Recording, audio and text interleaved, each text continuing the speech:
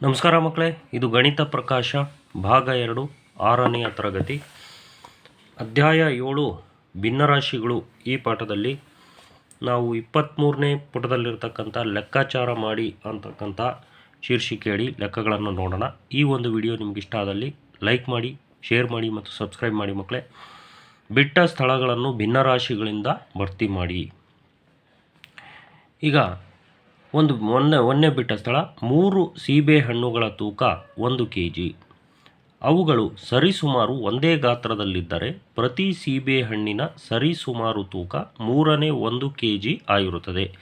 3 ಸೀಬೆಹಣ್ಣು 1 kg ಆಗಿರೋದ್ರಿಂದ ಒಂದೊಂದು ಸೀಬೆಹಣ್ಣು 1/3 kg ಆಗಿರುತ್ತೆ. ಅಂದರೆ 1 kgನ 3 ಭಾಗ ಮಾಡಬೇಕು, ಆವಾಗ 3 ಅಂಶ ಆಗಿರುತ್ತೆ ಅದು ಸೀಬೆಹಣ್ಣಿನ ತೂಕ. ನೆಕ್ಸ್ಟ್ ಎರಡನೇದು, ಒಬ್ಬ ಸಗಟು ವ್ಯಾಪಾರಿ 1 kg ಅಕ್ಕಿಯನ್ನು ಸಮತೂಕದ 4 ಪೊಟ್ಟಣಗಳಲ್ಲಿ ಕಟ್ಟಿದ್ದಾನೆ. ಪ್ರತಿ ಪೊಟ್ಟಣದ ತೂಕ 4/1 kg ಆಗಿರುತ್ತದೆ. 1 kgಯನ್ನು ಸಮಭಾಗ 4 ಸಮಭಾಗ ಮಾಡಿದ್ದಾನೆ, ಹಾಗಾಗಿ 4/1 ಪ್ರತಿ ಪೊಟ್ಟಣದ ತೂಕ ಆಗಿರುತ್ತದೆ. ನೆಕ್ಸ್ಟ್, 4 ಸ್ನೇಹಿತರು 3 ಲೋಟ ಕಬ್ಬಿನ ರಸವನ್ನು ತೆಗೆದುಕೊಂಡು ಅದನ್ನು ತಮ್ಮಲ್ಲಿ ಸಮವಾಗಿ ಹಂಚಿಕೊಂಡರು. ಪ್ರತಿಯೊಬ್ಬರು ಲೋಟ ಕಬ್ಬಿನ ರಸ ಸೇವಿಸಿದರು. ಅಂದರೆ 4/3 ಲೋಟ ಒಬ್ಬೊಬ್ಬರಿಗೆ ಸಿಕ್ಕಿದೆ. ಅಂದರೆ 3 ಲೋಟ ಇರೋದನ್ನು 4 ಭಾಗ ಮಾಡಿದ್ದಾರೆ. ಅಂದರೆ 4/3 ಅಂದರೆ ಮುಕ್ಕಾಲು ಲೋಟ ಪ್ರತಿಯೊಬ್ಬರಿಗೂ ಸಿಕ್ಕಿದೆ. ಒಂದು ದೊಡ್ಡ ಮೀನು 2/1 kg ತೂಗುತ್ತದೆ. ಒಂದು ಚಿಕ್ಕ ಮೀನು 4/1 kg ತೂಗುತ್ತದೆ. 2 ಮೀನುಗಳು ಒಟ್ಟಾಗಿ ಇದು 2/1 ಅಂದರೆ ಅರ್ಧ ಆಯಿತು, 4/1 ಅಂದರೆ ಕಾಲು ಆಯಿತು. ಅಂದರೆ ಕಾಲು, ಇದು 2/1. 2/1ಕ್ಕೆ ಕಾಲು ಸೇರಿದರೆ ಮುಕ್ಕಾಲು ಆಗುತ್ತೆ, ಅಂದರೆ 4/3 kg ತೂಗುತ್ತದೆ.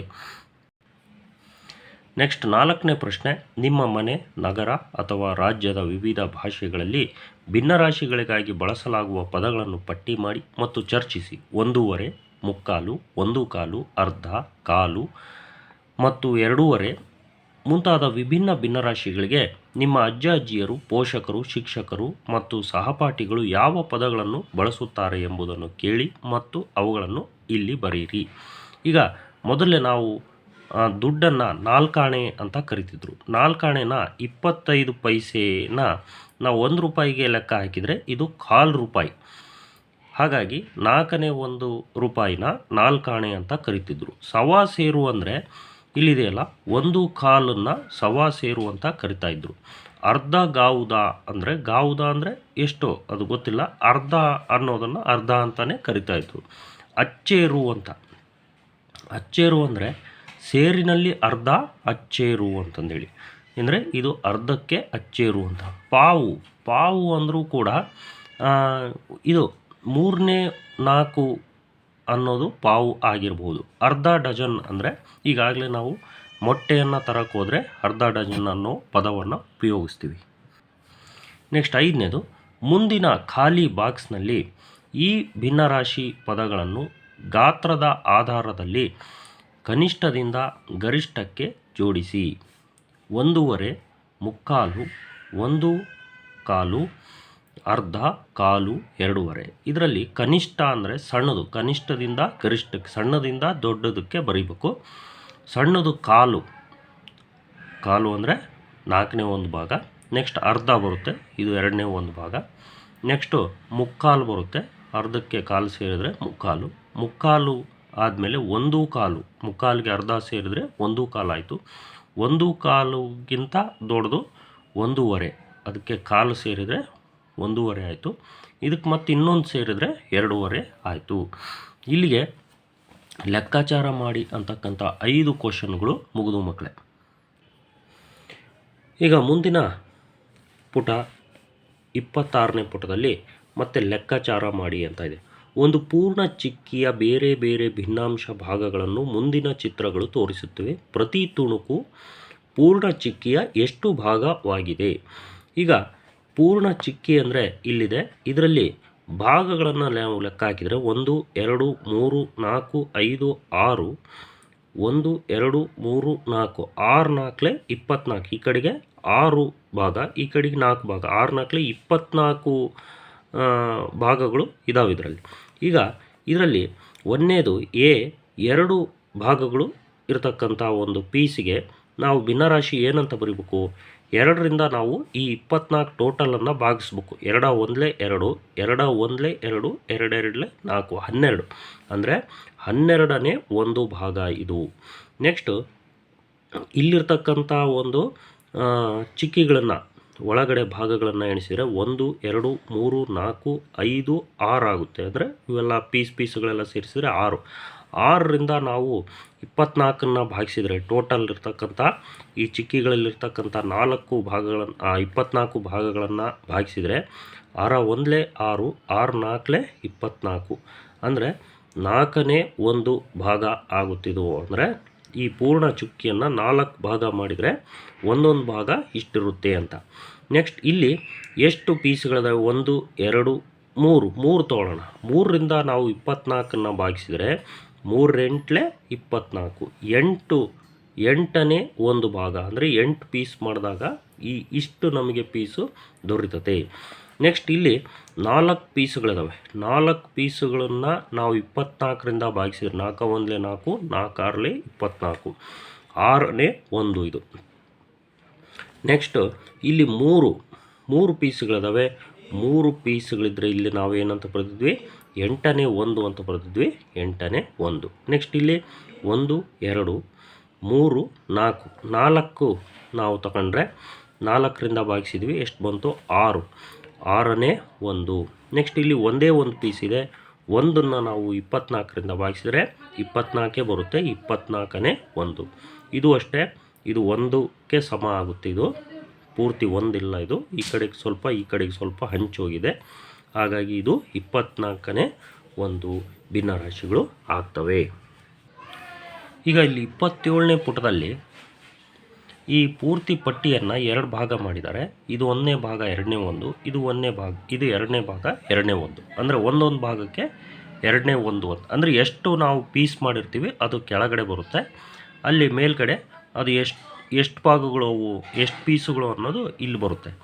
ಅದೇ ರೀತಿ ಇಲ್ಲಿ ನೋಡಿರಿ, ಪೂರ್ತಿ ಪಟ್ಟಿನ 4 ಭಾಗ ಮಾಡಿದ್ದಾರೆ. ಹಾಗಾಗಿ ಛೇದದಲ್ಲಿ 4 4 4 ಅಂತ. ಇಲ್ಲಿ ಒಂದು ಪೀಸಿಗೆ 4ನೇ ಒಂದು ಆಯಿತು. ಇದು 2 ಪೀಸಿಗೆ 2 ಬಾರಿ 4ನೇ ಒಂದು 4ನೇ 2 2 ಪೀಸಿಗೆ 4ನೇ 2 3 ಪೀಸಿಗೆ 4ನೇ 3 4 ಪೀಸಿಗೆ 4ನೇ 4. ಇದು 4ನೇ ಒಂದು ಪೀಸು. ಅದೇ 2 ಬಾರಿ ಇರೋದ್ರಿಂದ 2 ಬಾರಿ 4ನೇ ಒಂದು, ಇದು 3 ಬಾರಿ 4ನೇ ಒಂದು, 4 ಬಾರಿ 4ನೇ ಒಂದು. ಅದೇ ರೀತಿ ಇಲ್ಲಿ ಬರೀಬೇಕು.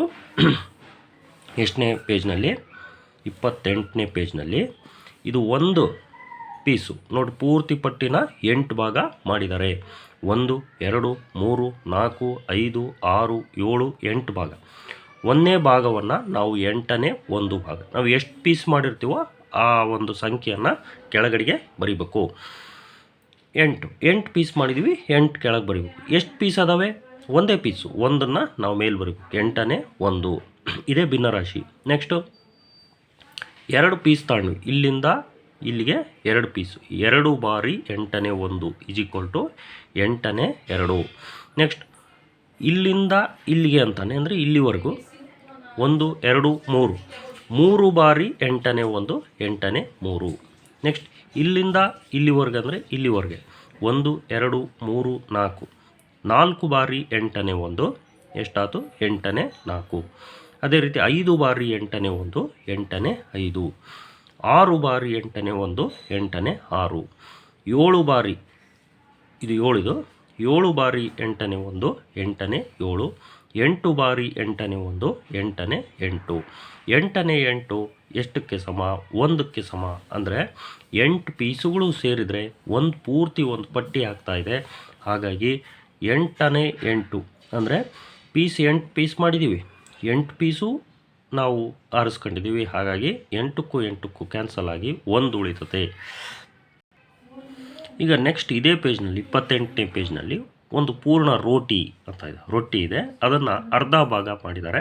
ಆ ಅರ್ಧ ಭಾಗನ 2/1 ಅಂತ ಕರಿತೀವಿ, ಅರ್ಧದ 1/2 ಅಂತ. ಇಲ್ಲಿ 2 ಅರ್ಧಗಳು ತಗೊಂಡಿದ್ದೀವಿ, ಅರ್ಧದ 2/2. ಇಲ್ಲಿ ಅರ್ಧದ 3/2, ಇಲ್ಲಿ 3 ಅರ್ಧಗಳಿದಾವೆ, ಇಲ್ಲಿ ಅರ್ಧದ 4/2 ಇವೆ, 4 ಅರ್ಧಗಳಿದಾವೆ, ಇಲ್ಲಿ 5 ಅರ್ಧಗಳಿದಾವೆ, ಅರ್ಧದ 5/2 ಅಂತ. ಮುಂದುವರೆದು ಪುಟ ಸಂಖ್ಯೆ 29ರಲ್ಲಿ ಲೆಕ್ಕಾಚಾರ ಮಾಡಿ ಅನ್ನುವಂಥ ಶೀರ್ಷಿಕೆಯಡಿ 1ನೇ ಕ್ವಶನ್ನು, 2/1 ಕೋಷ್ಟಕವನ್ನು ಇನ್ನೂ 2 ಹಂತಗಳವರೆಗೆ ಮುಂದುವರಿಸಿ. ಇಲ್ಲಿ ಅರ್ಧದ 5/2 ಆಗಿದೆ, ನಾವು ಅರ್ಧದ 6/2 ಬರೆಯೋಣ. ಮುಂದಿನ 2 ಹಂತಗಳು ಅಂತ ಹೇಳಿದರೆ ಅರ್ಧ ರೋಟಿಗಳನ್ನು ನಾವು 6 ಅರ್ಧಗಳನ್ನು ಬರೆಯೋಣ. 2/1 plus 2/1 plus 2/1 plus 2/1 plus 2/1 plus 2 6 ಸರಿ ಬರೆದ್ವಿ, ಅರ್ಧದ 6/2 ಅಂತ ಬರೆದ್ವಿ. ನೆಕ್ಸ್ಟ್ ಇದು ಅಷ್ಟೇ ಬರುತ್ತೆ, ಅರ್ಧ ಇಂಟು 6 ಆಗುತ್ತೆ, 2/6 ಆಗುತ್ತೆ. ಅದು ನೋಡ್ರಿ, ಇದು ಅರ್ಧ, ಇದು ಅರ್ಧ ಸೇರಿ 1 ರೊಟ್ಟಿ, ಇದು 1 ರೊಟ್ಟಿ, ಇದು 1 ರೊಟ್ಟಿ, 3 ರೊಟ್ಟಿ ಆಗ್ತವೆ. 2 1 2 2 3 6, 3 ರೊಟ್ಟಿ ಉಳಿತಾವೆ. ಇದು ಮುಂದಿನ ಹಂತ. ನಿಮಗೇನು ಭಿನ್ನರಾಶಿಯನ್ನು ಪರಿಚಯಿಸ್ತಿದ್ದಾರೆ ಅಷ್ಟೇ. ನೆಕ್ಸ್ಟ್ ಹಂತ, ಇದು 6 ಅರ್ಧಗಳಾದವು. ಈಗ 7 ಅರ್ಧಗಳನ್ನು ಬರೆದು ಪ್ಲಸ್ ಹಾಕಿ 7 ಅರ್ಧಗಳನ್ನು ನಾವು ಬರೆದು ಅರ್ಧದ 7/2 ಅಂತ ಬರೆದ್ವಿ. ನೀವು 4ನೇ ಒಂದಕ್ಕೆ ಅದೇ ರೀತಿಯ ಕೋಷ್ಟಕವನ್ನು ರಚಿಸಬಹುದೇ ಅಂತ. ಹೌದು, ರಚಿಸ್ಬೋದು.